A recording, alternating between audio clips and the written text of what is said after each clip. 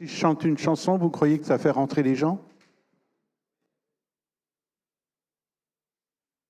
Ça risque plutôt de les faire fuir. Quoique, avec la pluie qui va tomber...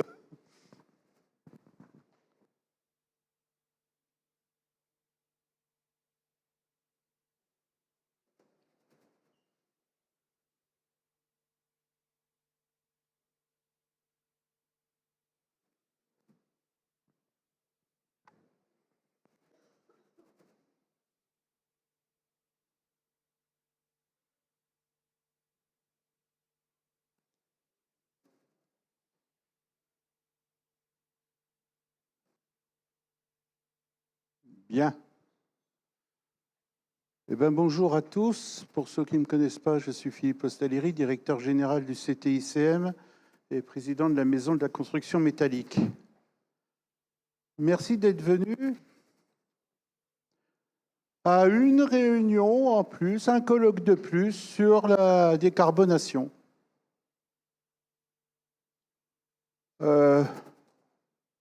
Mais quelle est la légitimité de ce discours au jour d'aujourd'hui, alors que Donald Trump vient de mettre d'un revers de main tous ces sujets-là sur le côté, alors que les agriculteurs rejettent en bloc les lois européennes parce que trop compliquées, trop chères, alors que aujourd'hui les gens de l'automobile se disent passer au tout électrique en 2035, c'est peut-être une aberration économique. Et nous, on continue. Eh bien oui, on continue parce qu'au-delà de toutes ces difficultés, qui sont réelles, il y a un besoin. Il y a un besoin parce que, quelles que soient les décisions économiques ou politiques qui sont prises, il y a une volonté déjà de la société d'être plus vertueuse et de protéger non pas la planète. J'entendais un des grands noms de la décarbonation l'autre jour qui disait « La planète, vous savez, elle s'en sortira. Elle en a vécu d'autres, elle s'en est sortie. Elle s'est pris une météorite qui a tué tous les dinosaures, mais on est là aujourd'hui. Donc la planète, elle s'en sortira, rassurez-vous. Par contre, que la société humaine s'en sorte, ça, c'est un autre problème. Ça, c'est moins garanti. Donc aujourd'hui, notre problème, quels que soient les aléas ponctuels, c'est bien d'aller vers un monde décarboné, vers un monde où on va être plus économe de nos consommations. En fait, pas plus économe. Je ne crois pas à la frugalité.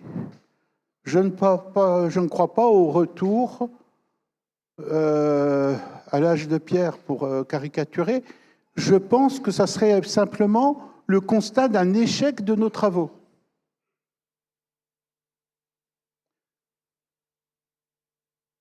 Si la solution, c'est de revenir en arrière, alors on est dans l'échec. Il faut qu'on puisse continuer à vivre, à construire, à voyager, sans mettre en péril la planète. C'est ça notre défi. C'est ça qui est compliqué. S'arrêter de faire quoi que ce soit, ne plus rien faire, ne plus rien construire, c'est la solution de facilité. Comment je construis des grands ouvrages sans mettre en péril la planète? C'est ça la vraie question. Alors, on est au tout début, quoi qu'on en dise, du parcours, et il va falloir que la filière métal prenne sa part, toute sa part, pour réussir la décarbonation. Et ça va être le sujet du jour. Ça va être le thème du jour. Ça va être notre défi. Et moi, le défi que je pose, mais que je pose à toute la profession, et je n'ai pas toutes les réponses aujourd'hui, c'est bien celle que j'ai exprimée, qui est de dire comment on décarbone, comment on sauve, encore une fois, non pas la planète, mais on sauve l'humanité, nos façons de vivre, sans revenir en arrière. Qu'est-ce qu'on change dans nos réflexions? Alors, on a des pistes. Hein. J'ai été le chantre, il y a 5 ans, du réemploi. Quand j'ai commencé à dire qu'il faut qu'on industrialise le réemploi, je peux vous dire qu'il y a un certain nombre de personnes qui m'ont regardé en disant « mais il est fou ce mec ». Bon, je venais d'arriver, ils ont été sympas, ils m'ont laissé parler. Aujourd'hui, le réemploi, dans la tête de beaucoup, c'est quelque chose qui commence, qui travaille, qui avance et qui existe. C'est une réalité. Alors, c'est compliqué. Mais si on veut continuer à progresser, ça sera compliqué. Je n'ai pas du tout envie de vous faire un discours lénifiant en disant « vous inquiétez pas, on a tous les moyens, on va y arriver, c'est simple, vous pouvez reposer sur vos 2 oreilles, braves gens, tout va bien ». Non. Mon discours, c'est comme je veux continuer à vivre et pas à survivre, ben, faut que je remonte les manches et que je m'y mette, et que je mette de la matière grise, de l'innovation, de la réflexion, pour réussir la décarbonation, pour réussir à sauvegarder ce que je suis aujourd'hui. Voilà, je pense que je vais rester sur ces phrases pour mon introduction. Je serai là de toute façon toute la journée. Je vous remercie.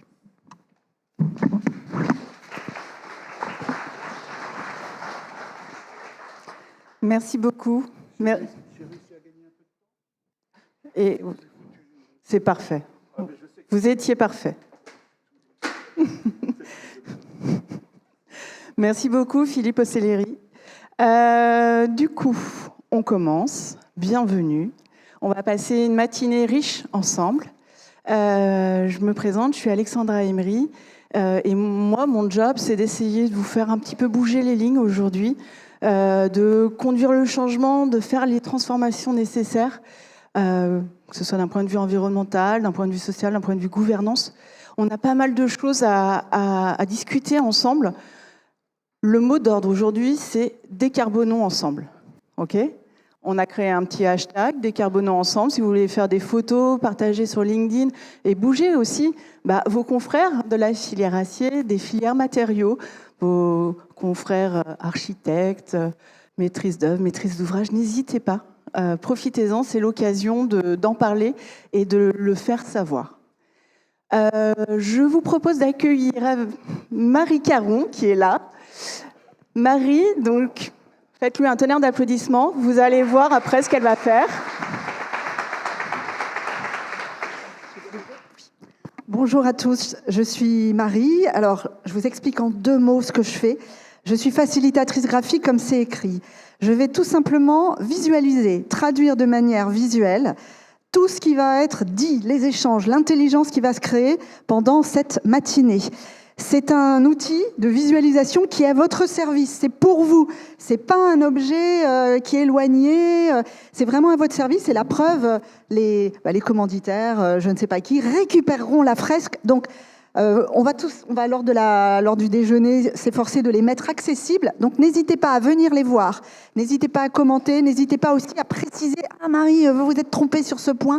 Je ne suis pas une spécialiste de votre métier, donc voilà. Donc ne vous inquiétez pas, je bouge un petit peu et je serai là avec vous. Merci Alexandra. Merci Marie. On a également un petit QR code, vous allez le voir de temps en temps sur les slides. Ce QR code, je crois que c'est sur le premier slide, mais c'est pas grave, on va le recroiser. Il vous permet de poser des questions. Vous allez voir, on a des gens hyper intéressants qu'on a tous envie d'interroger. Si vous souhaitez poser des questions et qu'on n'a pas le temps de toutes les traiter, eh bien, n'hésitez pas à les envoyer sur ce fil et puis on vous partagera de l'information à l'issue de cet événement. J'appelle maintenant Philippe Herbiolo, directeur du pôle transition écologique et décarbonation du CITICM, et Corinne Arpin, qui est CEO et fondatrice d'Amater.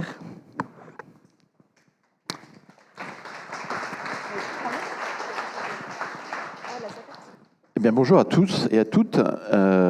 Heureux de vous accueillir en fait dans cet espace qui est emblématique aussi de l'architecture française pour cette matinée sur la décarbonation. Alors la décarbonation à deux niveaux. Déjà le niveau de la construction et de la rénovation des bâtiments en France, c'est un vrai sujet. Et un autre niveau, c'est aussi une transformation par rapport à des modèles économiques d'entreprise. C'est est-ce que le modèle d'aujourd'hui sera le modèle de demain? Et par rapport à cet enjeu-là, il est important aussi d'y travailler. Et c'est aussi le but de ces rencontres. Mais avant tout, cette matinée, on l'a souhaité pour réunir deux mondes qui n'ont pas souvent l'occasion en fait, de parler ensemble, qui est le monde de l'immobilier, des property managers, des architectes, des maîtres d'œuvre, des bureaux d'études performance énergétique, et le monde de la construction métallique. L'idée, c'est construire, mais aussi déconstruire peut-être un certain nombre d'idées reçues. Je tenais d'ailleurs à remercier notre partenaire PropLink qui nous a aidés à construire cette matinée, cette journée, puisque c'est une journée pour ceux qui ne font pas partie de la construction métallique, puisque des ateliers pour la construction métallique seront organisés cet après-midi. Je remercie également la Maison de la Construction, et ainsi que le CITICM qui nous permettent d'organiser ce type d'organisation. Alors je suis à côté de Corinne Arpin, qui est présidente d'Almater. Et Corinne nous accompagne en fait sur un certain nombre de sujets, le remploi, la stratégie décarbonation. Mais avant d'aller plus loin, Corinne, vous arrivez d'un autre secteur d'activité. Quelle était la vision que vous aviez de la construction métallique ? Bonjour à tous. Alors merci déjà pour votre confiance parce que c'est intéressant pour moi d'accompagner cette filière acier que je connaissais mal. Je venais en effet d'une filière plutôt, on va dire, liée au ciment. Et donc quand on m'a demandé de vous accompagner, d'être dans cette mission sur la partie carbone et réemploi, la première chose, c'est plutôt, je suis allée interroger des étudiants que j'accompagne en master, des étudiants archi, des étudiants ingé. Je leur ai demandé, pour vous, l'acier, c'est quoi? Alors, en principe, vous voyez des images qui vont défiler. Bon, voilà, l'acier, c'est ça. L'acier, c'est plutôt sur un segment plutôt étroit, qui sont les bâtiments industriels, voire des bâtiments éphémères, des bâtiments d'entrée de ville, etc. L'acier, de toute façon, l'acier décarboné, c'est essentiellement de l'acier recyclé, donc à repasser finalement un cycle, qui est quand même émetteur. Et puis, avant de faire du réemploi, on va avoir quelques difficultés à gérer. Donc ça, c'était la vision des étudiants. On est dans une maison de l'architecture aujourd'hui. C'est quand même sacrément des idées reçues. Oui. J'espère que vous n'avez pas les mêmes. On est là aussi. En tout cas, moi, j'étais un petit peu moins caricatural dans mon approche de cette filière. Mais c'était intéressant et je me suis dit, il y a beaucoup de travail. Et puis quand on est consultant, on aime beaucoup le travail à faire. Donc je me disais, il y a des choses à faire. Et puis finalement, j'ai commencé à rencontrer, grâce à Nicolas Pouvreau qui m'avait demandé de mandater sur cette mission, j'ai rencontré Amor Benlarbi. Alors Amor, pour ceux qui ne le connaissent pas, c'est le responsable chez nous, le CITICM, de tout ce qui est réemploi. Donc Amor Benlarbi. N'hésitez pas à aller sur LinkedIn ou sur notre site internet et prendre contact avec lui et qui est présent. Alors, si tu peux faire un petit signe, voilà, aujourd'hui. Et puis Laetitia, Philippe, sur la partie trajectoire carbone. Et là, je me suis rendu compte que finalement, ma mission, elle n'allait pas être si longue que ça parce que beaucoup de choses sont faites. Et ça, c'est important. Et ça permet aussi de voir un peu différemment l'acier, en tout cas de façon moins caricaturale. Et donc, j'ai découvert moi aussi, parce que c'est vrai que je cantonnais assez l'acier sur un segment un peu particulier. L'acier, et je pense que ça se dira aussi dans les tables rondes, ça peut être autre chose, des autres segments d'activité, ça peut être du logement aussi. Et puis l'acier, c'est une solution pour le carbone grâce à l'acier de réemploi. Donc c'est ce que vous évoquiez tout à l'heure, c'est une dynamique qui doit se mettre en place. Alors forcément, il y a de l'inertie, forcément le marché doit être accompagné, mais c'est la première filière sur des éléments aussi importants que cela, qui est organisée pour faire du réemploi sur des éléments structurels. Voilà. Et puis, ça, c'est un chantier qui a été fait. Et puis, c'est des sujets de trajectoire carbone qui sont impulsés par l'équipe de Philippe. Oui, tout à fait. Donc, en fait, il y a quand même ces sujets qui sont clairs sur le papier, mais dans la réalité, c'est un peu plus complexe. Et dans la réalité, on est face à cette résistance au changement, on est face à des marchés qui sont inconnus demain. Et donc, l'idée, c'est de vous faire rencontrer et échanger pour contribuer ensemble à des nouvelles perspectives. Donc je remercie tous les intervenants qui vont se succéder, qui vont vous interroger, qui vont vous interpeller, et afin qu'on puisse co-construire quelque chose, un monde durable pour demain dans le domaine de la construction. Je vous remercie.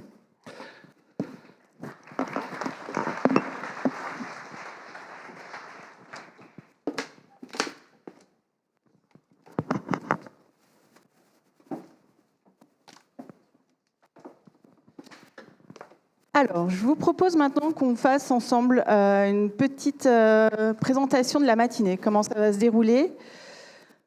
Donc, là, on a commencé déjà cette introduction. On va traiter des bâtiments, filières matériaux, environnement, l'état des lieux. Ensuite, on aura une première table ronde sur décarbonation et compétitivité. Sachant qu'au début, on s'est dit, est-ce qu'on fait décarbonation et sobriété? On va peut-être un petit peu traiter de ces 3 points. Vous allez voir avec les invités qu'on attend, et on va traiter en fait des enjeux et des solutions pour les filières matériaux. Vous avez compris aujourd'hui, vous êtes accueillis par la filière acier, mais la filière acier arrive avec une grande humilité et souhaite inviter en fait ses confrères des autres filières matériaux, que ce soit le bois, le béton, à se mettre en ordre de marche, parce qu'en fait, on a tous la même planète, peu importe la filière dans laquelle on travaille. On va faire une petite pause. Elle sera courte. Donc, je vous remercie après de bien revenir sous une dizaine de minutes. On va faire une seconde table ronde, un petit peu plus opérationnelle, et on va regarder comment on peut transposer la réglementation aux pratiques constructives, et on va étudier quelques cas réels. On aura un échange entre un professionnel, également président d'association et enseignant, avec une étudiante de nos métiers. Et vous verrez que les jeunes ont quelques idées de ce que vous, professionnels, vous pourriez faire pour les attirer demain, parce qu'ils ont l'air très motivés. Et puis ensuite, une conclusion et synthèse qui sera suivie d'une séance dédicace que vous pourrez ensuite retrouver juste avant notre cocktail déjeunatoire. Pour les ressortissants du CTICM, je vous invite, après le cocktail déjeunatoire, de ne pas nous quitter, parce qu'on aura l'atelier, 3 ateliers qui seront destinés pour vous, pensés pour vous, et sur lesquels vous allez pouvoir partager vos innovations, et ce sera un grand moment d'échange. J'appelle à présent Jonathan Douin, directeur du programme Bâtiments et Construction pour le programme des Nations Unies pour l'environnement. Il va nous faire une présentation et un état des lieux des grands enjeux aujourd'hui. Pardon. Bonjour et bienvenue. Merci beaucoup. Bon, j'espère que vous pouvez m'entendre. Je suis désolé, moi je vais utiliser mon ordinateur, je n'ai pas préparé, je suis un peu préparé à la dernière minute. Mais moi, je vais vous parler un peu d'une perspective globale sur les bâtiments, la construction aujourd'hui, et qu'est-ce qu'on pense qu'il faut faire, quelles sont les grandes problématiques, et puis ce que nous, au programme des Nations Unies pour l'environnement, on fait avec nos différents partenaires. Alors, moi, je suis content de voir aujourd'hui que vous avez invité plusieurs acteurs de la construction à discuter ensemble, parce que ça, c'est un élément, je pense, qui est très important. Un des problèmes pour faire la transformation de ce secteur, c'est que c'est un secteur qu'on dit très fragmenté. avec beaucoup d'acteurs qui travaillent chacun un peu dans leur silo. Et si on veut vraiment réussir la transformation du secteur, il va falloir que tout le monde travaille ensemble et qu'on ait une vision commune. Et ça, c'est la chose sur laquelle, je dirais, nous, on travaille beaucoup, essayer d'amener cette vision commune, mais au niveau mondial. Alors, quand on regarde le secteur du bâtiment aujourd'hui, c'est 37% des émissions de CO2 liées à l'énergie. Donc ça, déjà, c'est pratiquement 40%, c'est énorme. Donc si on ne fait pas quelque chose sur le secteur du bâtiment, on ne réussira pas à atteindre les objectifs de l'accord de Paris et on aura toutes les conséquences du changement climatique qui vont nous tomber dessus. C'est aussi un grand consommateur de ressources naturelles.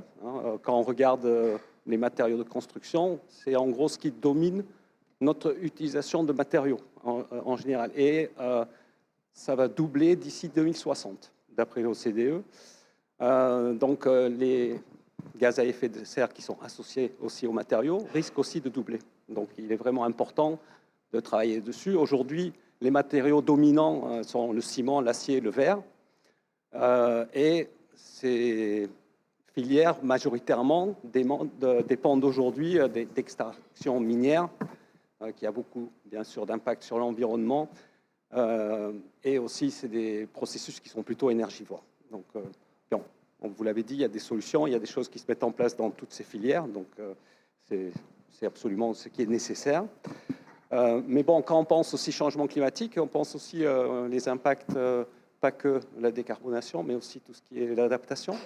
Et je pense qu'aujourd'hui, pourquoi on décarbonise, fait de la décarbonation, désolé, je parle souvent en anglais et rarement je fais mes interventions en français, mais pourquoi on fait la décarbonation? Ben, finalement, parce qu'on doit s'adapter.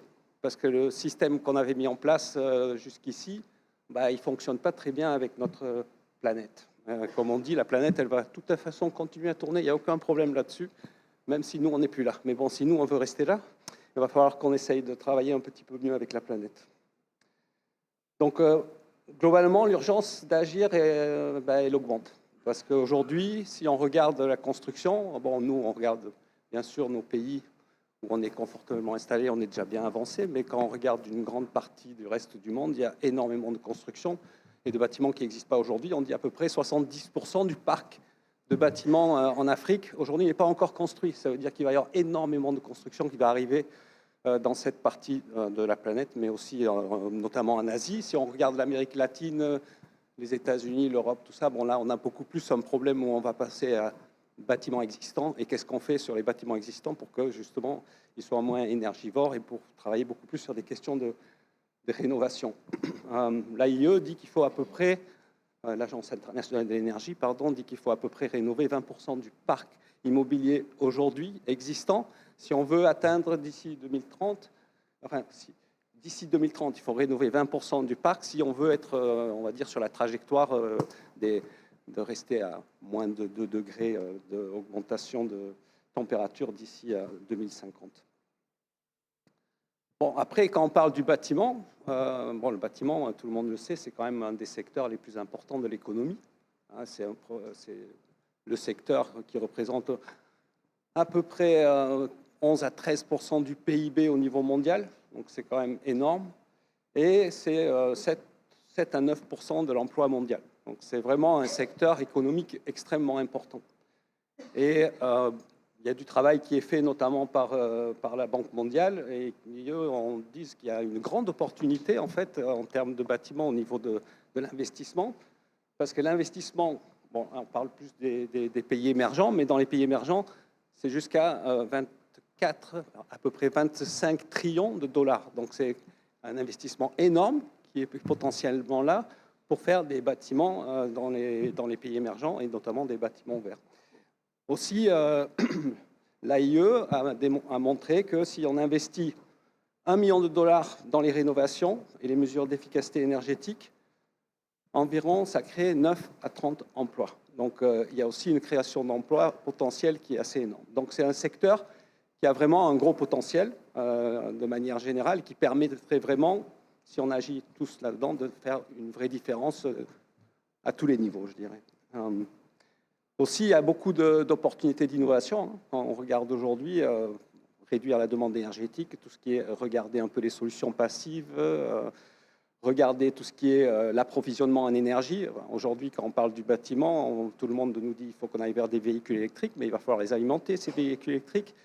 Intégrer justement des batteries et des équipements dans les bâtiments est une des manières qui va nous permettre aussi de faire une transition éventuellement vers les véhicules électriques.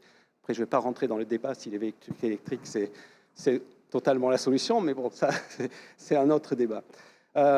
Et après, bien sûr, tout ce qui est réduire le carbone incorporé. Et là, on parle aujourd'hui des bâtiments. Le carbone incorporé, c'est essentiellement aujourd'hui la question des bâtiments.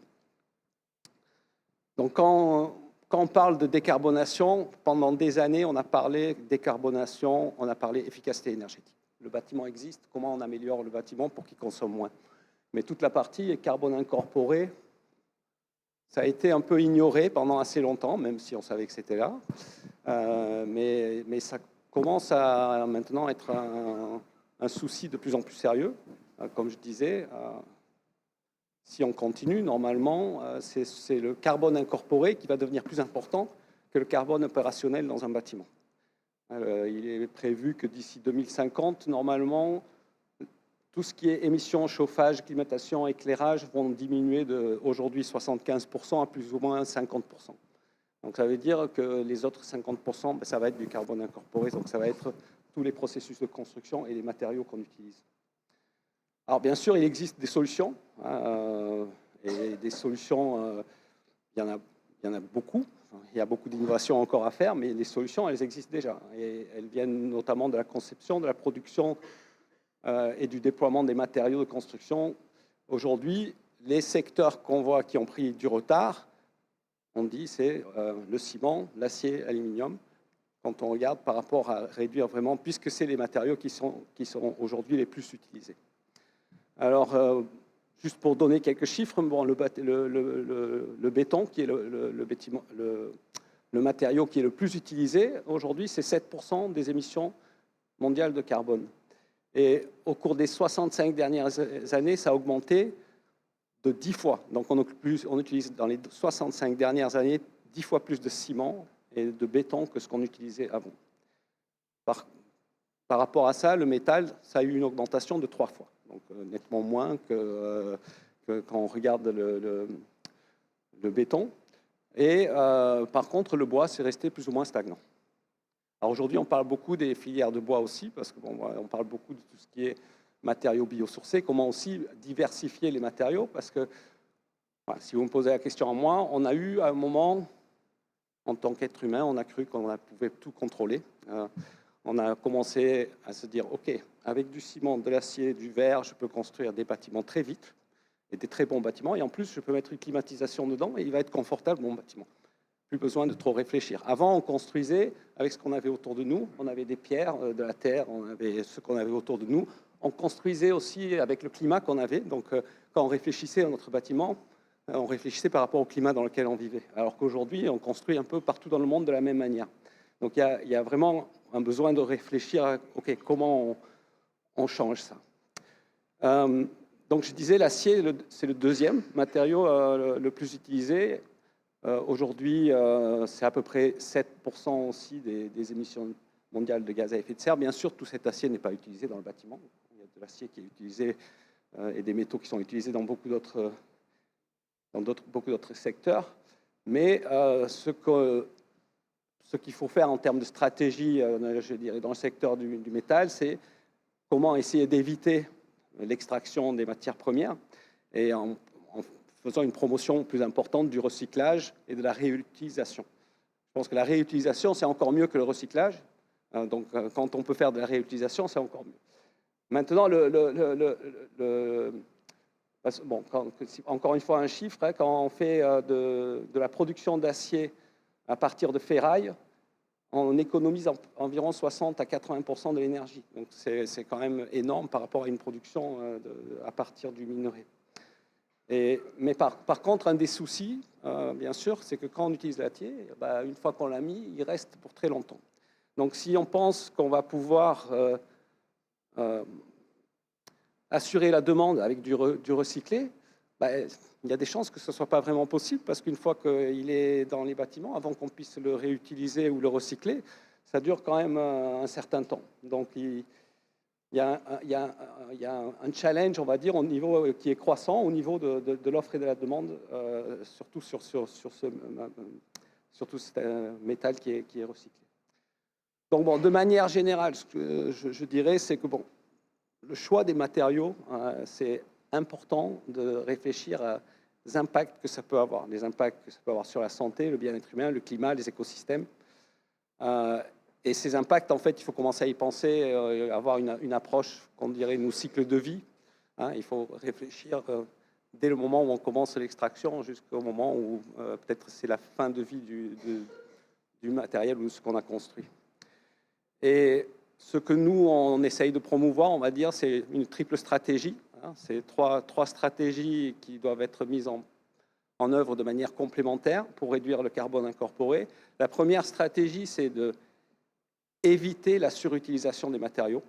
Donc aujourd'hui, on a des fois des normes pour des questions de sécurité où on a surdimensionné certaines parties. Et bien sûr, du coup, on utilise beaucoup plus de matériaux. Il y a des moyens d'améliorer ça. Éviter, bien sûr, l'extraction de nouveaux matériaux en construisant éventuellement moins. Et donc là, on parle beaucoup des bâtiments existants, ou au moins construire avec moins, comme je disais avant. Et puis, rechercher activement les moyens de réutiliser, de recycler les matériaux, donc les approches de circularité et de cycle de vie à mettre en avant. Ensuite, il faut essayer de diversifier les matériaux, donc promouvoir des matériaux de construction qu'on peut dire renouvelables et à faible teneur de carbone, qui peuvent être produits de manière durable. Alors bien sûr, ça présente encore beaucoup de challenges aujourd'hui. Bon, la filière bois est quand même plus avancée et ça dépend bien sûr des pays. Mais aussi, il y a les matériaux, notamment quand on parle d'Afrique, les matériaux à base de terre. Et puis, il y a énormément de déchets aujourd'hui qui sont des déchets agricoles ou des déchets du bois qui peuvent être réutilisés pour faire des matériaux de construction. Et puis, bien sûr, améliorer les méthodes de décarbonation des matériaux conventionnels, donc ceux qui sont à forte intensité de carbone aujourd'hui, et ne les utiliser peut-être pour les choses là où c'est vraiment nécessaire. Je pense qu'il y a des éléments sur lesquels on ne peut pas se passer de certains matériaux, et c'est des très bonnes solutions. Mais voilà, on peut aussi combiner plusieurs matériaux ensemble quand on fait un bâtiment. Donc voilà, bien sûr, tous ces éléments, c'est bien beau, mais bon, ça va nécessiter un soutien politique qui est fort, parce que bon, les politiques de passation de marché vert, par exemple, ils peuvent inciter l'énergie à porter l'industrie à changer, et donc c'est aussi un travail conjoint, je dirais, entre tous les acteurs qui sont ici, mais aussi avec les politiques, parce que finalement, il va falloir travailler tous ensemble. Et donc ça, c'est le travail, je dirais, que nous, on fait au niveau du programme des Nations Unies pour l'environnement. Ça fait après, je dirais, depuis 2010 qu'on travaille sur les questions de bâtiments. Et on a notamment, à la COP21, lancé l'Alliance mondiale pour le bâtiment et le climat avec la France, lorsqu'il y a eu l'accord de Paris. Et l'idée, c'était de dire on va amener les gouvernements à discuter avec les autres acteurs pour venir avec une vision pour le secteur. Et l'année dernière, on a pu lancer un autre mécanisme international qui est le Buildings Breakthrough, qui est une action qui met en avant un certain nombre de priorités sur lesquelles on doit travailler, notamment les standards, les certifications, tout ce qui est les marchés, donc le procurement, les questions de finances, les questions bien sûr de recherche et de déploiement des technologies, et finalement aussi tout ce qui est renforcement des capacités. Donc ça, c'est des éléments sur lesquels on travaille avec plusieurs pays, on essaye de donner des orientations dans ce sens. Et puis, l'année dernière, en mars, on a eu le Forum mondial bâtiment et climat ici à Paris, qui était un grand événement, et où 60 pays ont signé une déclaration qui s'appelle la déclaration de Chaillot, et on a fait la mise en place de ce qui est un conseil international du bâtiment et climat, et donc qui amène tous les ministères en fait qui sont en charge des politiques bâtiments ensemble pour pouvoir les appuyer sur ces processus. Donc voilà, c'était un peu pour présenter au niveau global ce qu'on est en train d'essayer de faire, et bon, je suis très satisfait de voir que les gens se réunissent ici aussi pour réfléchir comment agir. Merci. pas été trop long. Merci beaucoup, Jonathan Douin. À présent, nous allons débuter la première table ronde, mais on va faire donc un petit propos introductif par Marine Girard sur la question de la sobriété immobilière. Je te propose de monter sur scène.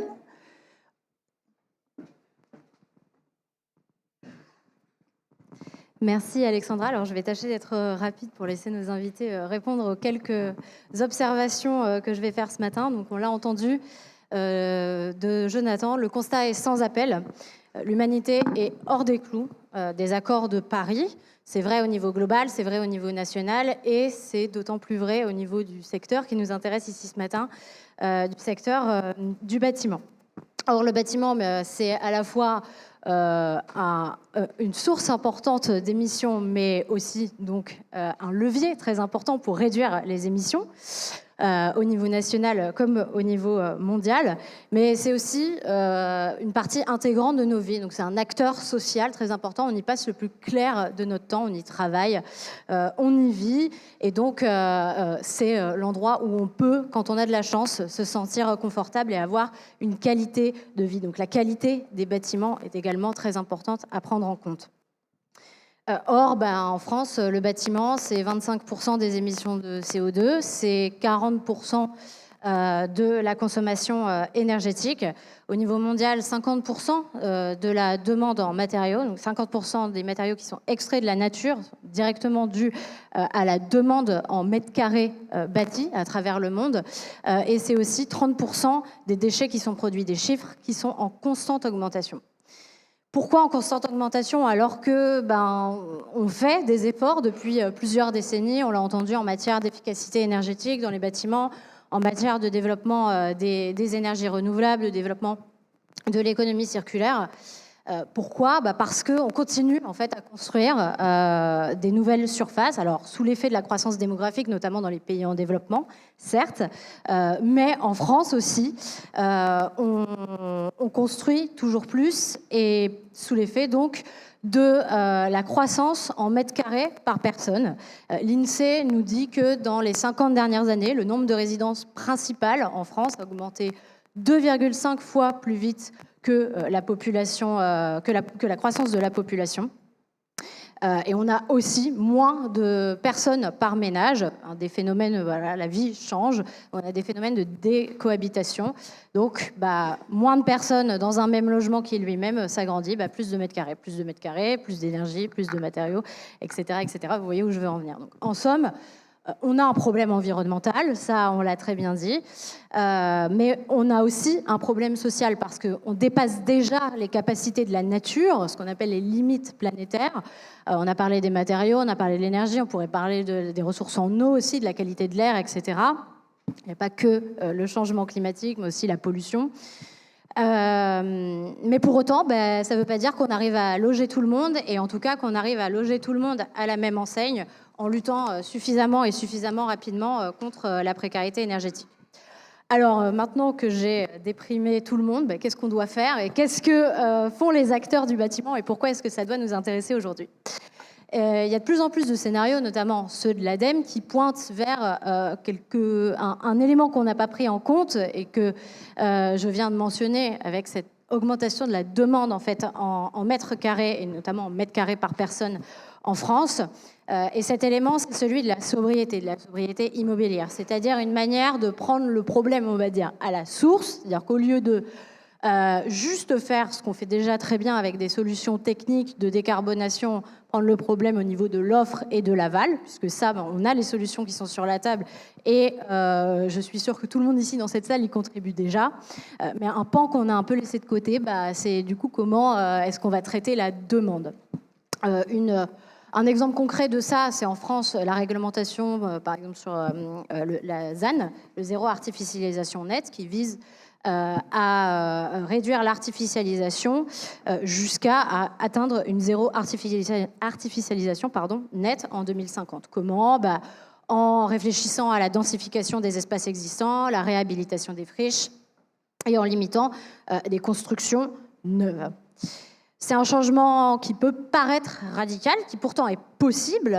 On a des nouveaux modèles de la sobriété qui émergent, l'économie de la fonctionnalité ou de l'usage. C'est-à-dire qu'on ne va pas seulement dépendre de vendre une unité et puis du coup on doit en vendre toujours plus et consommer toujours plus de ressources, mais à la place proposer ce qu'on faisait avant comme un service, c'est-à-dire par exemple le produit à la place de le vendre, et on va le louer et donc on va avoir une sorte d'abonnement. Comme ça, on va aussi, ces entreprises vont aussi être responsables de la maintenance et donc pouvoir générer de la valeur en fait sans toujours devoir dépendre de l'extraction de ressources de la nature. On pourrait aussi mentionner l'économie de la coopération, par exemple, qui vise en fait à partager entre usagers l'utilisation d'un même espace, d'une même voiture, par exemple, pour qu'elle soit utilisée au maximum de ses capacités.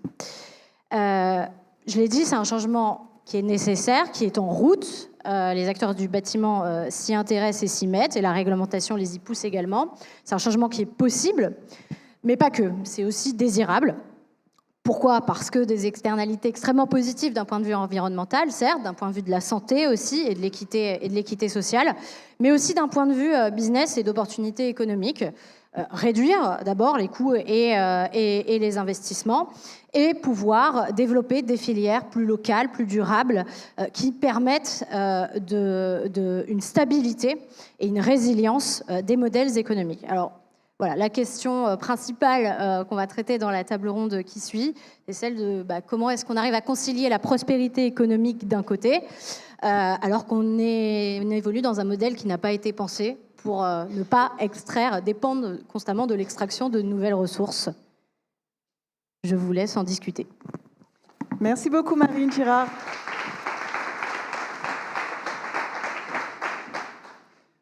Bon, on a dépeint la situation, mais on va arriver avec plein de solutions, ok ? Aujourd'hui, en fait, nous allons explorer les pistes de décarbonation, donc des matériaux essentiellement, mais pas que, vous l'aurez compris. Ensemble, on va, avec nos 4 invités que je vais appeler dans quelques secondes, réimaginer donc la fabrique urbaine. On va imaginer des nouveaux modèles, des nouvelles façons de travailler, peut-être des nouveaux métiers. En tout cas, vous avez vu, ça va swinger. Peut-être vous interrogez-vous donc sur la nécessité de vous engager dans la décarbonation dans le contexte actuel. En introduction, on a eu un petit rappel sur ce que imaginent, font, souhaitent faire les Américains.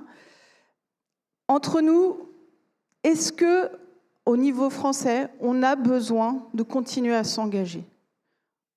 Localement, on est en train de remettre en question des organisations publiques qui sont là depuis des années et qui ont beaucoup œuvré, que ce soit l'ADEME pour notre secteur, l'Agence Bio pour notre alimentation, etc. On est en train de réfléchir à détricoter le Green Deal, on remet en question la CSRD. Est-ce qu'on est dans le bon ? Au niveau international, on a peut-être besoin de trouver nos nouveaux alliés. Qui sait si ça se trouve ? On a toujours été en recherche à proximité des États-Unis, mais peut-être que finalement, la Chine, qui, elle, pour l'instant, est effectivement le plus gros pollueur au monde, est peut-être en train de se dire les US veulent quitter les accords de Paris, nous, on va rester. Et puis nous, on va vraiment décarboner. Et ils ont commencé à se mettre en route. Et nous, Français ou Européens, on a plutôt intérêt peut-être à pivoter et à voir vers qui nous tourner dans un futur proche pour continuer les actions qu'on a menées. Parce que, cocorico, en matière de décarbonation, en matière de transition environnementale, la France est plutôt très bonne. Soyons fiers déjà de tout ce qu'on a fait ces dernières années. Bravo. Il faut continuer. Ça ne va pas être facile, mais continuons. Qui d'entre vous aurait parié en 1984, je fais un clin d'œil à Thibaut et Gabriel dans la salle, qui aurait parié sur l'intelligence artificielle? Qui aurait parié 1 franc? Parce qu'à l'époque, on était en francs. Non? Personne? Pourtant, tous ceux qui ont regardé Terminator, c'est qui l'ennemi de Terminator, l'antagoniste principal? C'est Skynet. Personnellement, c'est la première fois qu'on me parlait d'intelligence artificielle, j'avais 4 ans. Je me suis dit, mais n'importe quoi. Sauf qu'en attendant, il y a des gens, ils l'ont imaginé. Il y en a qui se sont renseignés, qui l'ont mis dans un film dès 84. Certains l'ont développé, pour d'autres, ça a été des sources d'inspiration pour leur carrière, leurs études, leur métier. Aujourd'hui, on est en le 1984 de notre transition environnementale dans notre secteur. Peut-être qu'il y aura des fous qui vont s'engager, des jeunes, des moins jeunes, des expérimentés, mais c'est maintenant qu'il faut se mobiliser. Pour en parler davantage, j'appelle à présent Raphaël Ricotte, Stéphane Defaille, Baptiste Périssin-Faber et Hervé Gasto.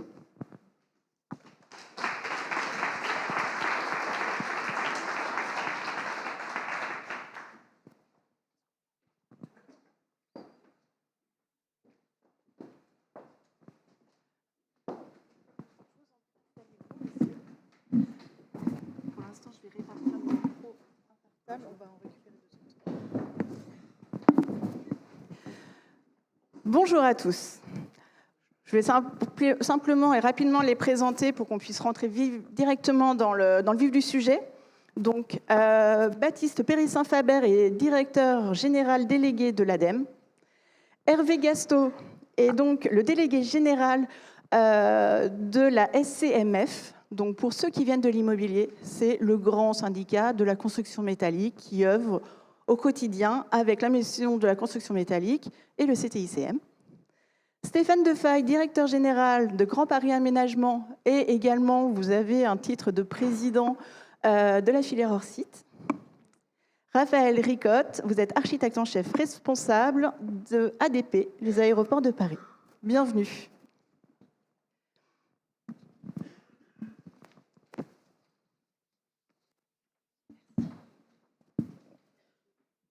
Raphaël, on va commencer ensemble. J'aimerais que vous me parliez un petit peu d'ADP, parce que vous avez finalement bien les pieds sur le terrain. Vous avez cette vision d'architecte en chef d'un des plus grands propriétaires fonciers français. Vous travaillez en France, vous travaillez à l'étranger. Quelle vision vous avez pour ADP? Quelle est votre stratégie actuellement? Bonjour à tous. Alors un petit focus sur le groupe ADP, c'est un peu particulier, parce que nous, en fait, on sort à peine du Covid. C'est un peu paradoxal de vous dire ça. On a mis beaucoup de temps à sortir, pour deux raisons. La première, c'est que le Covid nous a impacté très très fortement. Notre chiffre d'affaires qui était de 5 milliards s'est complètement effondré. Et le trafic n'est revenu et ne reviendra qu'en 2025. Donc sur les aéroports parisiens, l'année dernière, on était encore à 95% du trafic. Pourquoi? Parce que derrière le Covid, on a eu la guerre en Ukraine, un renchérissement des billets pour l'Extrême-Orient, des difficultés pour les voyageurs à revenir. Donc globalement, sur les plateformes parisiennes, on repart en termes de chiffre d'affaires. On a retrouvé notre chiffre d'affaires en 2022, nos bénéfices également, et notre capacité d'investissement à partir de cette année. Je dis ça parce que c'est important pour l'ensemble de la filière. Jusqu'ici, on est un bâtisseur de fait. Depuis 1950, à Orly, puis à Roissy, on a bâti des centaines de milliers de mètres carrés. Aujourd'hui, on est propriétaire de millions de mètres carrés. On opère sur des surfaces très très importantes. Roissy, c'est 32 km², Orly, c'est 15 km². On est un opérateur qui construit énormément d'aérogares, de bâtiments cargo, de fret, d'hôtels, de bureaux. On est un très grand utilisateur de l'acier. Alors, j'ai vu quelques références tout à l'heure, mais vous comprendrez bien que voilà, l'architecture des aérogares et des espaces de transport, c'est une architecture qui a utilisé l'acier de façon très très importante dans les bâtiments très emblématiques. Je vous en cite deux, le 2F à Roissy, qui a été signé par Paul Andreu. C'est vraiment un très grand bâtiment emblématique. Et le dernier bâtiment qu'on a livré de très grande ampleur, le Satellite 4, fait 250 000 m². C'est un bâtiment essentiellement en construction béton et métal. Donc nous, ce qui est important, c'est la séquence dans laquelle on rentre. La séquence dans laquelle on rentre, elle est définie par deux grands objectifs. Le premier, c'est d'accompagner la croissance, parce que la croissance, elle existe, même si elle est très très modérée sur les plateformes parisiennes. Par contre, elle est très importante à l'international. Le groupe ADP, c'est 100 millions de voyageurs sur les plateformes parisiennes, c'est 200 millions de voyageurs dans le reste du monde. Au gros, 300 millions de voyageurs sur l'ensemble de la planète. Le groupe ADP, c'est un des premiers opérateurs aéroportuaires au monde. Et la décarbonation, ce n'est pas que Paris, c'est aussi le reste de nos aéroports. Pour vous donner une idée des enjeux de décarbonation, pour nous, en 2030, toutes les opérations au sol doivent être décarbonées sur Orly, mais aussi sur New Delhi et Hyderabad. En 2035, c'est l'aéroport de Roissy qui doit décarboner ses opérations au sol. Qu'est-ce que ça veut dire, c'est décarboner les opérations au sol? C'est décarboner l'accès aux plateformes pour les salariés et les voyageurs, c'est un élément très très important. C'est décarboner toutes les opérations qui tournent autour des avions, les post-avions, l'alimentation, par exemple en froid et en chaud des post-avions, l'ensemble des appareils, enfin de tous les véhicules qui évidemment sont côté airside de nos plateformes.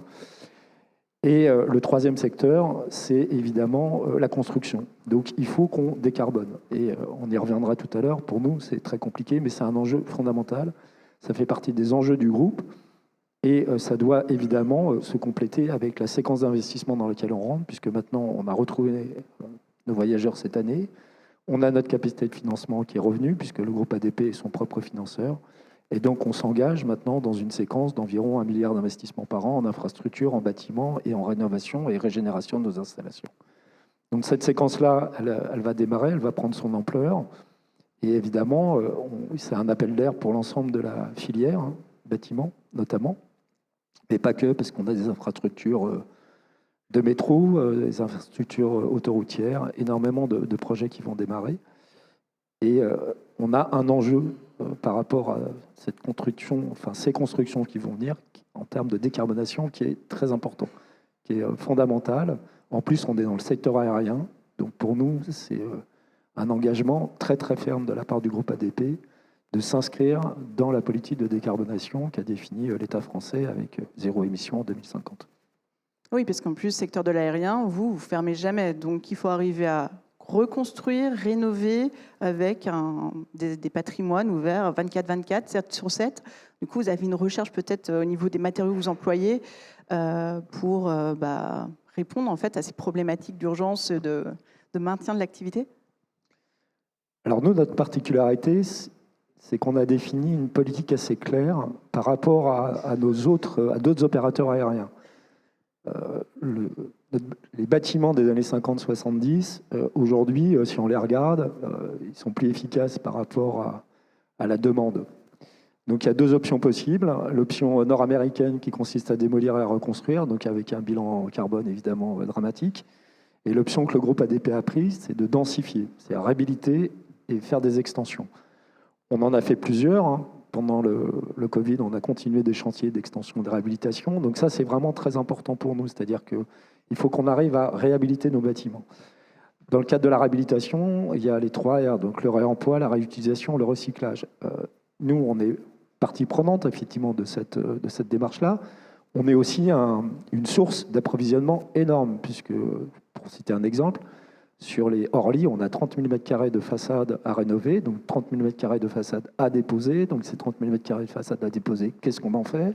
On a du verre, on a de l'aluminium, on a de l'acier, on a énormément de choses, énormément de matériaux. Donc on est une source aussi d'approvisionnement pour le réemploi, ça c'est important. Et dans le cadre de la réhabilitation et la densification, il faut qu'on soit agile. Donc on a besoin de s'orienter vers des matériaux qui soient faciles à utiliser. Il est clair qu'on ne peut pas tout construire en bois pour des problèmes, je reviendrai tout à l'heure, mais qui sont impossibles à gérer. On a besoin d'être dans une mixité, donc bois, béton, métal. Je ne vous cache pas que sur l'acier, on a vraiment des demandes, on a des appétences, parce qu'on a des problématiques de construction hors site, on a des problématiques également de construction préfabriquée pour aller très très vite, notamment sur des opérations de relogement assez rapides de nos activités tertiaires. Donc on a une appétence sur le principe même qu'on a évoqué tout à l'heure, qui est celui de la réhabilitation et la densification des existants. C'est pas facile, c'est même très très compliqué. On a des process qui sont des process industriels du type bagage, qui nous mettent dans des situations très évidemment complexes par rapport à nos bâtiments et nos infrastructures. Mais il est indispensable qu'on puisse développer en fait l'ensemble des filières qui puissent nous accompagner dans ces objectifs de décarbonation. Donc vous montrez l'exemple à l'industrie immobilière, voilà. C'est possible. On a dit que ce n'était pas facile, mais en tout cas, c'est faisable. Je me tourne vers vous, Stéphane Defaille. Vous êtes aménageur. Quelle initiative soutenez-vous au sein de Grand Paris Aménagement pour décarboner et répondre aux enjeux des limites planétaires? Alors, Grand Paris Aménagement, je ne vais pas vous présenter Grand Paris Aménagement, mais juste, nous avons un impact nécessairement important dans la mesure où nous sommes un très grand prescripteur. Chaque année, nous prescrivons l'équivalent de 300 000 m² en Île-de-France, ce qui veut bien sûr dire qu'à partir du moment où on prend une orientation sur tel ou tel sujet, si on décide par exemple que désormais tous les volets de tous les bâtiments qu'on fait sont roses, on va avoir un impact sur l'industrie de la peinture rose. Bon, c'est pas nécessairement ces choix-là qu'on fait, mais on a du coup aussi, qui dit pouvoir, dit aussi responsabilité. Et donc ça c'est un premier sujet. Deuxièmement, on a un deuxième sujet qui est important. C'était évoqué tout à l'heure la question de la sobriété immobilière, et qui n'est pas effectivement de se serrer la ceinture, c'est d'abord répondre à la réalité des besoins. Et cette réalité des besoins, je vais être très clair, si on projette tranquillement les choses et un peu sérieusement, horizon 2050, on ne va plus construire. On va produire, on va réhabiliter, restructurer, etc. Mais on ne va plus construire. D'ores et déjà, aujourd'hui, on est dans un délire de construction. La crise de la suroffre tertiaire, par exemple, en Île-de-France. En Île-de-France, il y a, selon la police, 5,7 millions de mètres carrés vacants. La réalité, elle se situe aux alentours de 10 à 15 millions de mètres carrés vacants quand on regarde la réalité des entreprises. Beaucoup d'entreprises qui sont propriétaires de leur immobilier ne déclarent pas la vacance puisqu'elles n'ont pas besoin d'en faire état. Mais pourquoi on a cette crise? Pas du tout parce que le télétravail.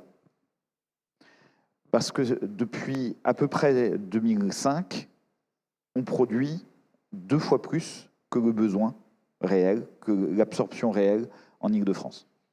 Et quand on regarde les questions de logement, j'entendais le chiffre tout à l'heure, 2,5 nouveaux logements par nouvel habitant.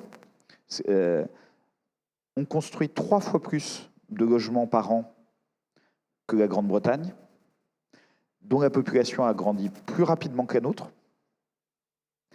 Et au total, on ne loge pas mieux les gens que là-bas, ou à peine. On a augmenté le nombre de résidences principales de 13%, en faisant 3 fois plus. Donc on a une inefficience collective de notre système de production et de spatialisation. Là, à ce stade, je n'ai pas parlé de construction, j'ai parlé d'abord de la demande, mais c'est important de l'avoir en tête parce que on va avoir des tendances de fond qui vont changer. Regardez simplement les courbes de natalité et les courbes de décès.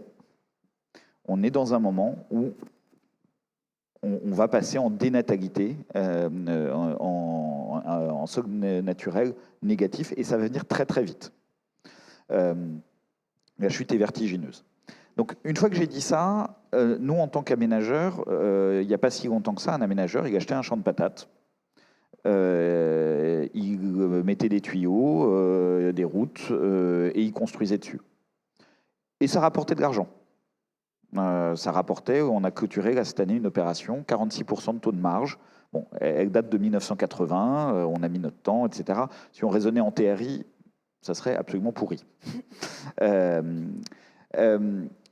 Néanmoins, aujourd'hui, notre modèle, il disparaît. Demain, si ce que je viens de dire, en fait, on ne le fait plus, c'est plus notre activité. Et en fait, je pense que ça, ce paradigme auquel nous sommes tous confrontés, chacun dans nos métiers, en fait, c'est une chance extraordinaire pour réinventer nos métiers. Et à partir de là, notre sujet, c'est comment est-ce qu'on en fait, non pas un drame, c'est une opportunité. Et c'est une opportunité parce qu'en fait, tout ça ne se passe pas en 10 secondes. On est dans le moment de la transition. Mais comme toute crise, il faut se saisir des opportunités. Je vais donner 2 exemples très concrets d'actions que nous menons par rapport à ces défis. Le premier, je le disais, une conviction sur le fait qu'il va falloir qu'on entre dans une économie du recyclage et non pas de la construction neuve permanente. Le recyclage, il se passe à différentes échelles. C'est d'abord ne pas démolir les bâtiments qui n'ont pas besoin de l'être. Ensuite, il peut y avoir d'autres niveaux. C'était dit, une des ressources qui est les plus rares, c'est la terre, le foncier. On vient de créer l'année dernière une structure juridique pour arrêter de vendre nos terrains. La vente de nos terrains, c'est notre ressource principale pour nous. On n'est pas subventionné, donc notre chiffre d'affaires, c'est la vente des terrains. Et donc on a décidé d'arrêter de vendre des terrains.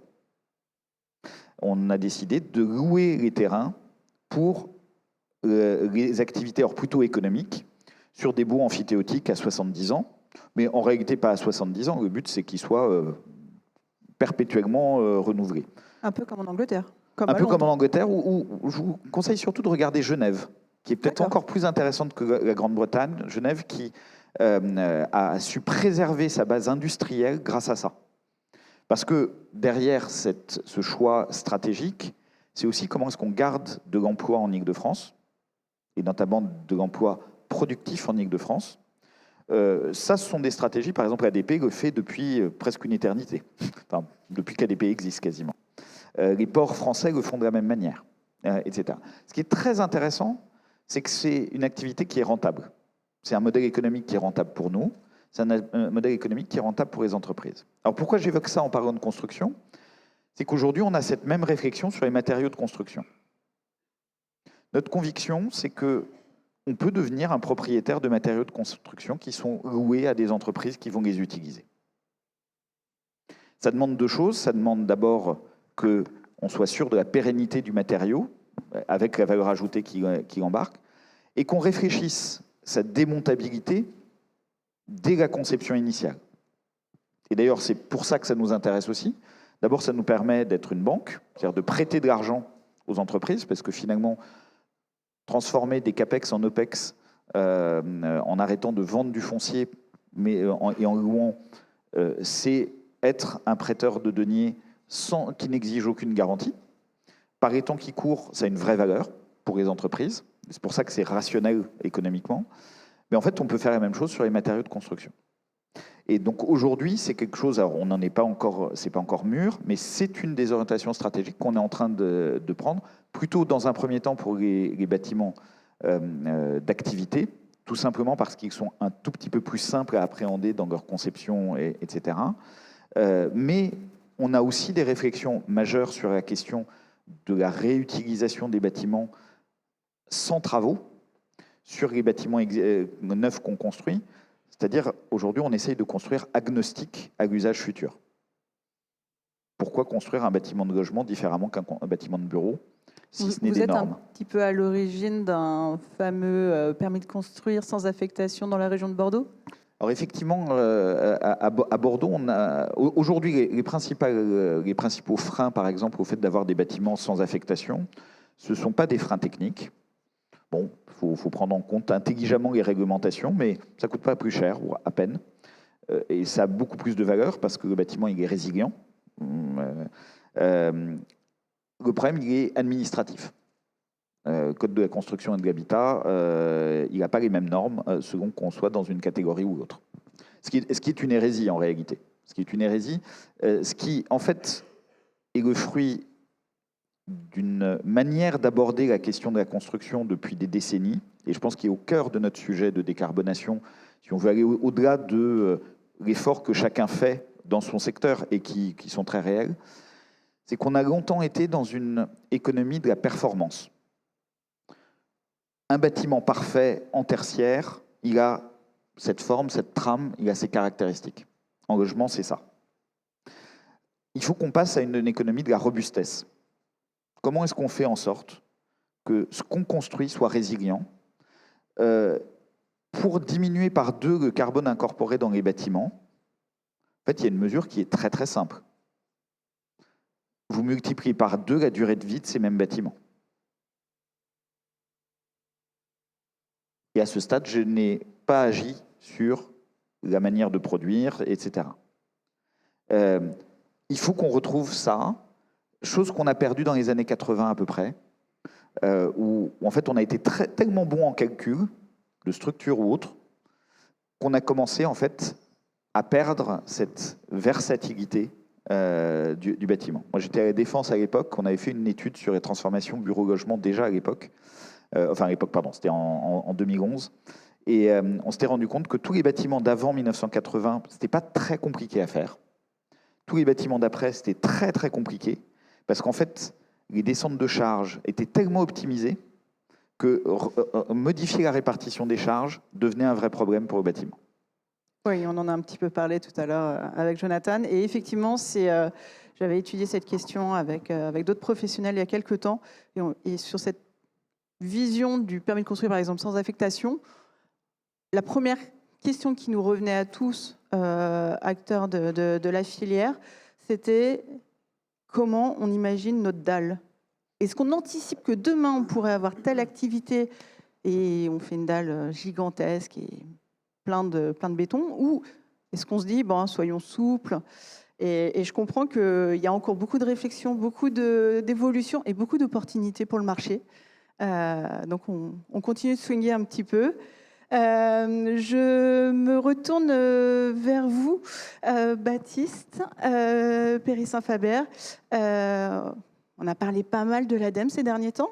Est-ce que vous avez un petit message à faire passer ? Oui, effectivement, on a eu pas mal de publicité gratuite. Gratuite, oui. Alors, on s'en serait bien passé, parce qu'on aime bien quand même contrôler notre communication. Mais oui, effectivement, ouais. Peut-être je peux présenter. Voilà, présenter l'ADEME. Quel est votre rôle ? Il y a beaucoup de choses qui ont été dites en ce moment, et évidemment, des arguments qui ne sont pas tout le temps de très bonne foi. Donc, nous, l'ADEME, l'Agence de la transition écologique, on est un opérateur de l'État.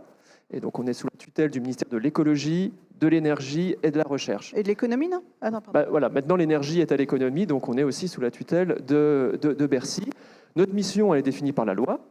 Et on a un contrat d'objectif avec l'État. On n'est pas un électron libre qui agissons avec un énorme budget seul dans notre coin.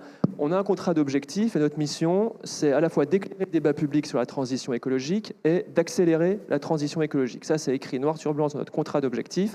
Et donc, nous, matin, midi et soir, c'est notre obsession. On veut accélérer la transition écologique. Et pour ça, on a deux métiers, l'expertise et le financement. Donc l'expertise, c'est tous nos travaux de recherche, nos études, par exemple des choses qui concernent beaucoup la construction. On a fait des plans de transition sectoriels sur les secteurs les plus émissifs, notamment sur l'acier, sur le ciment, sur le verre, l'aluminium. Donc ça, on va co-construire de l'expertise avec l'écosystème industriel. On développe des méthodes que vous connaissez bien aussi, comme la méthode ACT, je pense que je serai amené à y revenir, pour accompagner les entreprises à élaborer des stratégies de décarbonation. Et puis on fait aussi des prospectives. On a publié Transition 2050, où on trace des scénarios vers la neutralité carbone. Donc ça, c'est notre expertise. Et puis le financement. Là, on accompagne à différents niveaux. Alors, ça va de la montée en compétences d'acteurs, des diagnostics, mais aussi des subventions pour faire les projets. Et donc là, on va donner des subventions aux collectivités, aux entreprises, pour les accompagner dans leurs projets. Et c'est là où on a un très gros budget qui a beaucoup gonflé, parce que l'Assemblée nationale, le Sénat, a décidé d'allouer ces crédits à l'ADEME. Donc ça, c'était encore en septembre, octobre. Ils étaient tous d'accord pour nous donner beaucoup d'argent sur la transition écologique. C'est un choix collectif. Donc c'est ces fameux 3,5 milliards d'euros qu'on a engagés l'année dernière. C'est évidemment pas des dépenses somptuaires de fonctionnement de l'ADEME. 92% de ces 3,5 milliards d'euros, c'est pour accompagner les entreprises, les collectivités. Et puis le reste, il y a un tout petit peu, 3% pour la masse salariale. Et puis sinon, c'est pour faire des études, pour donc faire ces travaux d'expertise que je mentionnais.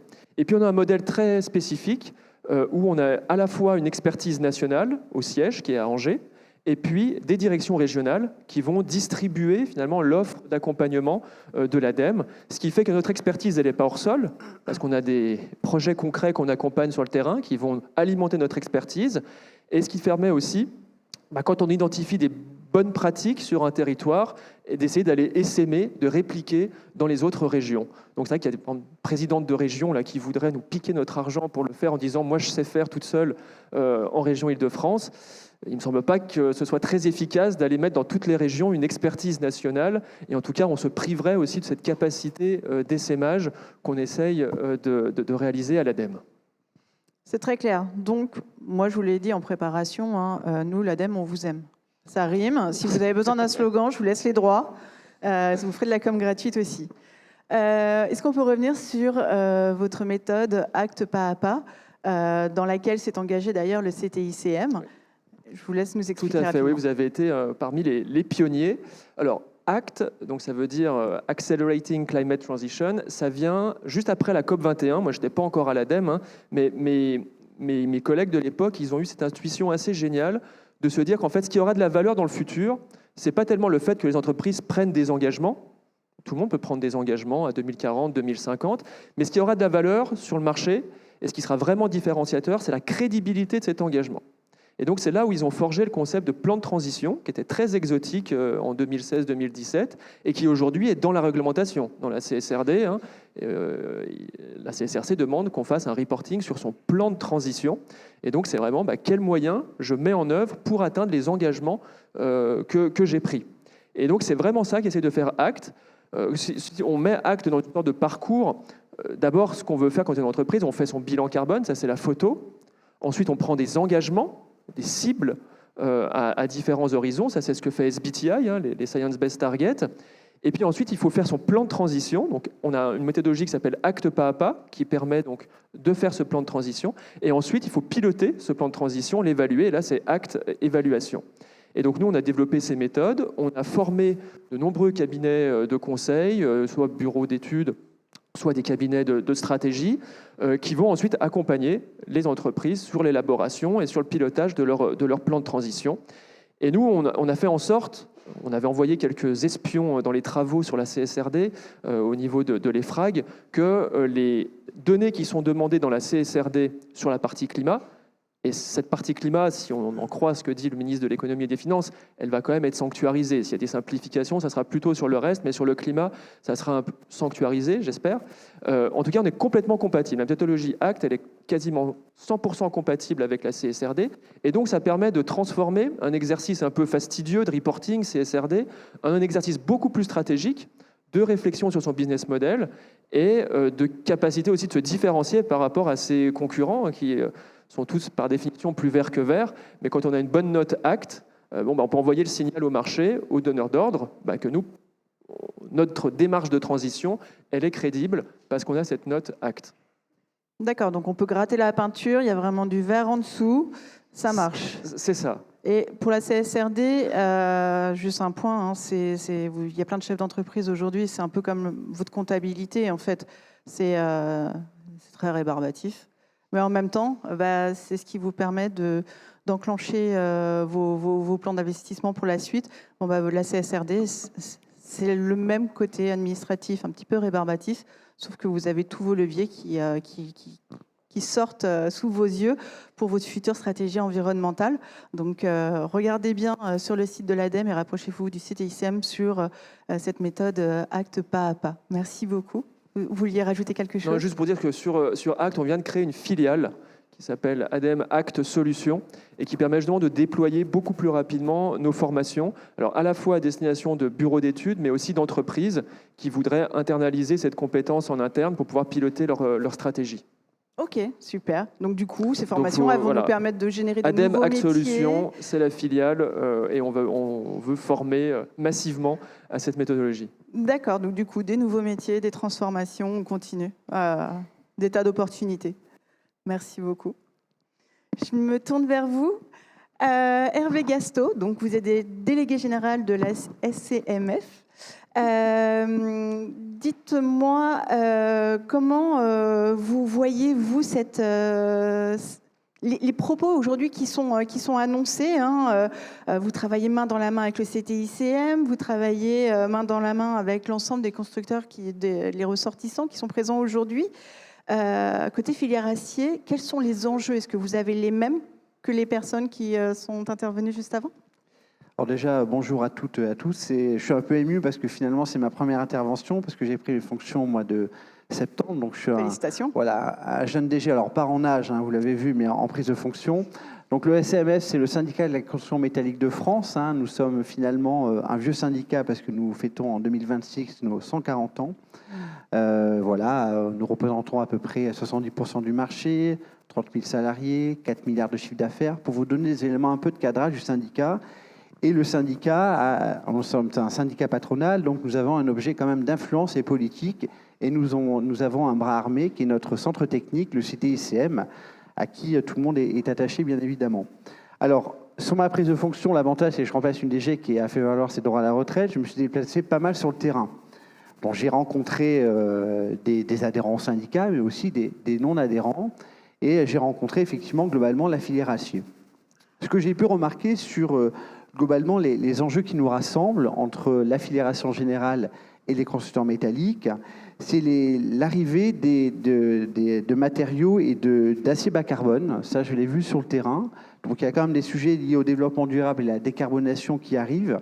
C'était pour moi frappant dans les échanges que j'ai pu voir ou les éléments de visite terrain. Ce qui nous rassemble également en termes d'enjeux, c'est l'économie circulaire et la recyclabilité de nos matériaux. On le dit pas assez souvent, hein, l'acier est recyclable à l'infini. Je le dirai en fin, vous verrez, puisque vous allez me poser une question sympathique et j'y répondrai. Il y a les éléments liés aux normes et aux réglementations, parce que ce qui nous rassemble dans la filière, c'est l'impact à la fois des normes sismiques, d'incendie, etc. Donc ça nous rassemble, filière acier en général. Et vous en parliez un peu tout à l'heure, c'est aussi l'impact de l'IA. On parlait du BIM, je pense qu'il faut voir un peu plus gros l'impact de l'IA dans nos process de modélisation et de construction qui sont intéressants. Sur la partie, ce que j'ai pu voir spécifique à la filière acier, pour moi, il y a la pression sur les coûts des matières premières. Donc ça, c'est un enjeu qui est important.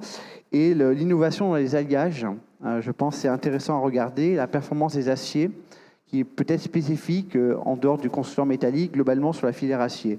Sur les constructeurs métalliques, ce que j'ai vu sur le terrain, alors c'est pas commun à tout le monde, c'est quand même l'essor de la préfabrication en atelier. Ça, on le voit effectivement arriver avec la construction modulaire. Ça, j'ai pu le sentir et le voir au niveau des adhérents. Et après, effectivement, on a un souci spécifique, mais pas qu'à la construction métallique, c'est les soucis de compétences et d'attractivité des métiers, de recrutement, liés à la formation.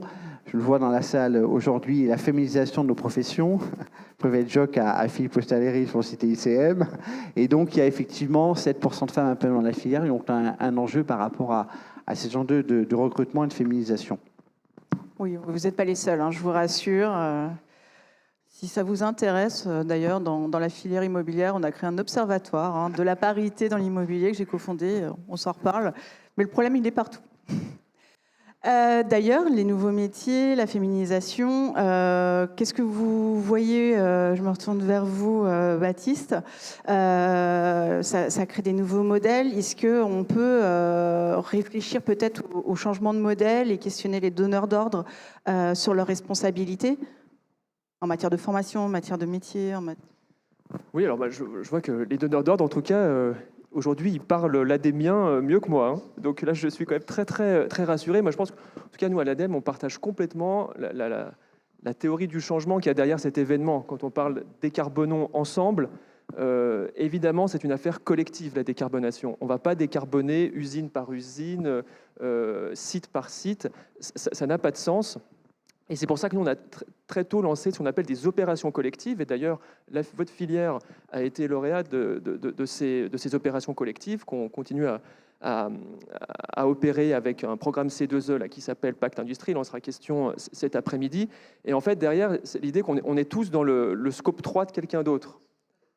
Et donc, donc maintenant, tout le monde est bilingue, scope 1, scope 2, scope 3. Et donc, c'est important de traiter en chaîne de valeur. Et par exemple, nous, on a des discussions depuis de nombreuses années avec ArcelorMittal quand on parle d'acier. Vous savez, il y a 2 grosses usines à Dunkerque et à Fos-sur-Mer. Et donc là, et d'ailleurs c'est public, à Dunkerque, il y a un projet de décarbonation, c'est 1,5 milliard d'investissement. Nous, on est prêt à mettre près de la moitié en subvention publique, un peu plus de la moitié même, s'ils vont au bout de la décarbonation. Mais pour qu'ils aillent au bout de cette décarbonation, il faut aussi que les donneurs d'ordre, ils créent la demande pour cet acier vert et que cette demande, elle soit crédible. Donc c'est pour ça qu'on a besoin de travailler sur toute la chaîne, depuis les donneurs d'ordre, qui ont, eux, cet engagement. Alors parfois il est réglementaire, mais parfois aussi il y a cette transition qui est portée par le leadership de ces donneurs d'ordre. Et ensuite, c'est ça qui tire la chaîne. Et ensuite, nous, on peut intervenir. Alors ArcelorMittal, c'est énorme, mais il y a plein de fournisseurs qui sont des PMI et pour qui, finalement, la décarbonation, ce n'est pas tant un enjeu de durabilité, c'est juste un enjeu de survie. Donc c'est un enjeu, je serais déréférencé des marchés de mes donneurs d'ordre, qu'ils soient publics ou privés, si je ne me décarbone pas. Et donc c'est vraiment comme ça qu'on essaie de traiter le sujet collectivement, la chaîne de valeur à partir des donneurs d'ordre jusqu'aux fournisseurs de rang 1 à N. Et c'est une responsabilité collective, parce que l'impact social, après, dans la ruralité, dans les territoires, à proximité des usines, des ETI ou des PMI du secteur, c'est un risque de déclassement social fort. Et effectivement, je me tourne vers vous deux, côté plutôt aménageur et propriétaire bailleur. Vous, c'est complètement dans vos stratégies très rapidement de vous engager sur l'acier pour vos constructions futures. Je veux bien répondre notamment par rapport à cette question effectivement j'allais dire de souveraineté, parce que derrière le sujet de la décarbonation, je pense qu'il ne faut pas oublier qu'on a un enjeu de souveraineté. Si on ne le fait pas, de toute façon, il y a des acteurs qui vont le faire. Il y a des acteurs qui prennent des positions. On parlait de la Chine. La Chine, elle est très offensive sur ces questions-là. Et il n'y a pas que la Chine. Il y a les investisseurs de long terme. J'étais hier à une conférence de prospective de l'Institut de l'épargne immobilière et financière, l'IEIF, qui rappelait qu'aujourd'hui, dans la prise de décision des investisseurs en immobilier, la question de la qualité environnementale des actifs, elle est majeure. Je rappelle qu'on a beau avoir Donald Trump qui prend des positions, j'allais dire, de communication très, très fortes. Regardez d'abord Michael Bloomberg, sa réaction immédiate, pas plus tard que ce matin. Il a annoncé que personnellement, il allait compenser tous les financements absents des États-Unis au programme des Nations Unies sur l'accord de Paris. Donc c'est déjà pas inintéressant au-delà du fait qu'on est dans un jeu politique, mais de façon beaucoup plus fondamentale, quel est le premier investisseur unique au monde? Est-ce que vous connaissez? C'est le Fonds souverain de Norvège. Il est propriétaire de 1,7% de la capitalisation boursière mondiale. Et c'est un acteur qui a des positions extrêmement agressives, enfin volontaristes, sur la question de la décarbonation. Donc, la question de la décarbonation, et je reviens sur la question des territoires et des emplois, elle est très importante, parce qu'en fait, on a deux modèles possibles. On a soit un modèle qui ressemble un peu au modèle passé, c'est-à-dire un modèle ultra international. On va chercher le produit au plus bas coût, point d'interrogation sur la qualité, loin. Ou au contraire, on entre dans quelque chose qui est vraiment une sobriété intelligente, qui est aussi d'aller chercher au plus près. Et derrière ce aller chercher au plus près, je le mets vraiment en lien avec cette logique collective, c'est aussi susciter l'intelligence locale. Moi, quand j'étais à Bordeaux, l'établissement que je dirigeais a pris une position extrêmement forte en faveur de la construction bois. En moins de 5 ans, on a passé 90% des bâtiments qui sont initiés sur l'opération Bordeaux-Atlantique en construction bois. Pourquoi on l'a fait? Pas du tout pour le carbone. Moi aussi. Non. Parce qu'on était dans une région forestière, on avait des gisements majeurs, qu'il fallait donner des signaux aux filières amont pour qu'elles se structurent et pour créer de l'emploi, notamment plus dans le Limousin que dans les Landes, parce que le bois landais n'est pas vraiment le meilleur pour la construction, mais ça c'est une autre question. Voilà. Quand je suis arrivé à Paris, un certain nombre d'acteurs m'ont tout de suite demandé, bien évidemment, Grand Paris Aménagement va tout faire en bois. En fait, non, c'est pas du tout évident parce que la région parisienne n'est pas une région forestière. Enfin, il y a beaucoup de forêts, mais pas de forêts d'exploitation, etc. Et je pense qu'il y a vraiment une question de revenir à du vernaculaire. C'était dit tout à l'heure, et à très juste titre, on a oublié le bon sens d'un certain nombre de savoir-faire locaux. Et local, ça veut dire que l'entreprise locale peut travailler avec des architectes locaux qui maîtrisent les sujets et les conditions environnementales, climatiques, etc., etc. Et c'est une magnifique opportunité de réarmement de nos territoires et d'attractivité de nos territoires. Et moi, je crois beaucoup à cette vertu extrêmement positive. La décarbonation n'est pas une contrainte. Ça doit être une opportunité, et c'est une opportunité, y compris pour recréer de l'activité économique ou soutenir, maintenir sur les territoires et au cœur des territoires. Si ça, on n'y arrive pas, quelque part, on n'aura pas fait la bonne décarbonation. Hervé, côté syndicat SCMF, quelle est la vision des constructeurs aciers face aux changements de modèle qui sont évoqués depuis tout à l'heure? Alors, je le disais un peu tout à l'heure, nouveau DG, nouveau président. Donc, on va impulser au niveau du syndicat un nouveau projet stratégique qu'on va présenter lors de notre congrès au mois de juin en 2025, qu'on intitule France Métallique, qui va donner un peu une vision à 3 ans de certains sujets que vous avez évoqués là. Nous, au niveau du syndicat, je vous l'ai dit, on est pour la mixité des matériaux. Donc, on pense qu'il faut une démarche interfilière. Donc, il y a ce schéma-là avec une démarche un peu plus politique au niveau du syndicat. Évidemment, avec l'appui du CTICM, qui est un réseau des CT, nous aurons en fait une approche en fait double, à la fois politique et à la fois technique. Donc, on va lancer ces éléments-là. On pense qu'effectivement, il faut aussi accentuer un référentiel pour le réemploi. Ça serait intéressant à mettre en place. Et évidemment, nous soutenons, vous l'avez dit, Impactua du CTICM, qui est un peu l'illustration en fait de la démarche de la filière construction techniquement. Et on va apporter également une démarche d'éco-conception avec Valobat qui est dans la salle, qu'on va apporter au niveau du syndicat, qui nous paraît intéressant dans les bâtiments que nous allons mettre en place. D'accord, c'est très clair. Et aujourd'hui, quel serait votre vœu face aux entreprises qui sont présentes aujourd'hui, de la filière acier, des filières matériaux en général, des professionnels, de la maîtrise d'œuvre, la maîtrise d'ouvrage, des acteurs publics? Quel est le message, le vœu que vous souhaitez porter devant la tribune? Alors, bon, là, je suis quand même dans un public assez conquis, je pense, par l'acier, en tout cas, j'espère. Donc, je serai peut-être dans une salle, je demanderai à tout le monde, justement, qui travaille directement avec des projets qui intègrent l'acier. Donc, je demanderai à chacun de lever la main ou à chacune. Je ne suis pas persuadé qu'on en ait beaucoup en termes de donneurs d'ordre, collectivité locale, architecte, bureau d'études. Donc, il y a quand même un travail d'approche par rapport à ce matériau qui, finalement... et je trouve des fois mal connu, ou en tout cas des idées un peu préconçues qu'il faut un peu retravailler, parce que je l'ai dit tout à l'heure, l'acier pour moi c'est un atout incontournable dans la construction durable. Je l'ai dit, un matériau recyclable à l'infini, on en a parlé pas mal, le réemploi progresse, toutes les filières n'ont pas ça. C'est quand même un sujet qui est beaucoup porté par les adhérents. Et après, je dirais qu'effectivement, on est aussi, je trouve, une filière un peu d'innovation. Et c'est vrai qu'à la fois le projet qui est porté par le CTICM, son plan d'action à 3 ans porté via le ministère de l'Industrie, donne quand même des orientations très positives par rapport à l'innovation, tous ces sujets qu'on a parlé, comme l'IA, comme effectivement l'industrialisation de la construction, etc. C'est des sujets que nous portons. Je ne dis pas que le béton et le bois ne le font pas, mais nous, on le fait aussi. Il faut le faire savoir. On doit devenir des caisses de résonance pour porter ce message auprès des donneurs d'ordre. En tout cas, c'est ce que va faire le syndicat dans les prochains mois. Merci beaucoup. Merci à tous les 4.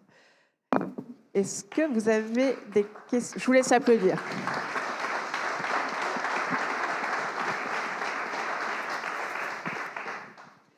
Avez-vous des questions pour notre panel?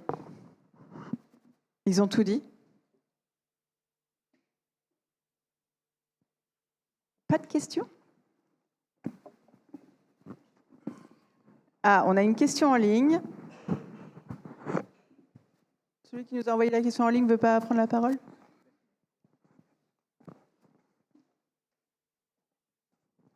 Je ne sais pas si j'avais le droit. Merci. Jérôme Bertrand, Vinci Construction en France, utilisateur aussi d'acier. J'avais une question pour Monsieur Defay. Vous avez indiqué, si je ne me trompe pas, que vous réfléchissiez très fortement à louer des matériaux.